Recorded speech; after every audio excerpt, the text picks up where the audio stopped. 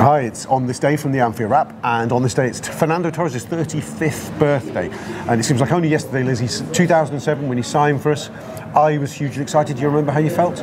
I was excited, yeah, I was really excited. I was just getting into football at the time, and I was quite young at the time, so 2007? 2007, so that's 12 years ago? Yeah, 12 years ago. Yeah, so I was about 13, so as a 13... Hopes and dreams. Yeah, all the hopes and dreams in the world. I'd never really had like a football hero, and then along comes Fernando Torres and changes my world, basically. I'd heard about him, I'd seen videos and pictures, and I was really excited to see what he was going to do. Didn't know too much about him. I think you said you were a big fan of Torres, so before he come. Yeah, I'd scouted him a little bit, and I thought I really wanted to sign a good striker. Started all these years ago, by the way. Yeah. I was YouTubing before YouTube knew they existed.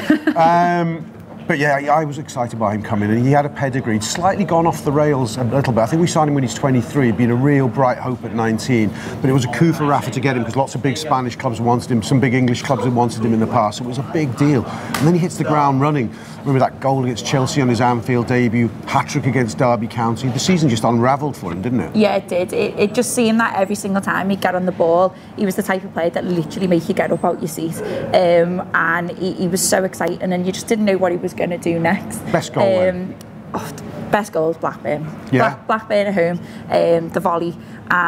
But you know what, it's hard because that was my personal favourite. I went to the match that weekend for my birthday and in my head I thought Fernando Torres scored that goal for me. I'm still convinced of it, by the way, that he scored that goal for me, because he was my hero. For me, he scored one in Marseille when I was there, one cold night in Marseille. He dribbled past about 5 players, it feels like. I think that feels more of a Torres goal than the Blackburn one, because the Blackburn one was technically perfect, but to me, the Torres I remember was the one that used to just dribble around players for fun, and as soon as you get the ball, could be any defender in the world, and he'd just be like, but I'm Fernando Torres. You know, he used to do it for Man United all the time, which was a big, you know, I was a very big fan of. He was great. Was his the way he left, did it sour his staying for you, did it? It really did. I cried my eyes out. Did you? Yeah. I always tell a story in the office, and they all have like they all slate me for it. You're filling up now. Yeah, literally, I'm getting really emotional. He broke my heart, you know, and in the office they all slate me for the story. I always tell, and because I remember it so well. I had a French exchange student who I'd known for one day who couldn't speak a word of English. Yeah. And Torres left. So I start crying, and this poor French girl staring at me like, what are you crying at? I'm throwing scarves in the bin, I'm ripping up posters, and she's really confused. So I shoved this Liverpool top at her with Torres' name on the back, and I was like, I don't want it. And she just takes it, not knowing what the hell's going on. And I was in bits. I was really, really, really upset. Like, he broke my heart. And to leave in January, by the way. You know, he didn't play that well, you know, at the start of the season, but all of a sudden we play Chelsea and he turns it on and he scores another great goal. And it's like, well, you decided to turn up for the team that essentially you want to play for. And when you go to a Premier League rival, it just doesn't sit well with me. But mercifully, he was rubbish thereafter. He was. But we thank him for the good times. And we remember the good times. We remember the 81 goals in 142 appearances. OK, final question. Where for you does he rank in the pantheon of great Liverpool strikers?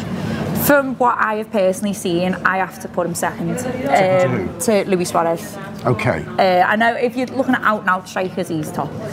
But in terms of who I've seen, Luis Suarez was another kettle of fish for me. But Fernando Torres was technically, he was just unbelievable. I think what he used to do, and the way he used to link up with Gerrard as well. I think Fernando Torres enabled Steven Gerrard to have the best season he ever had as well. And what I would have give for him to hang on a couple more months and play alongside Luis Suarez, I think that would have literally been, looking back, a bit of a dream come true. Let's remember the happier times. Happy birthday, Fernando. Happy birthday, Nando.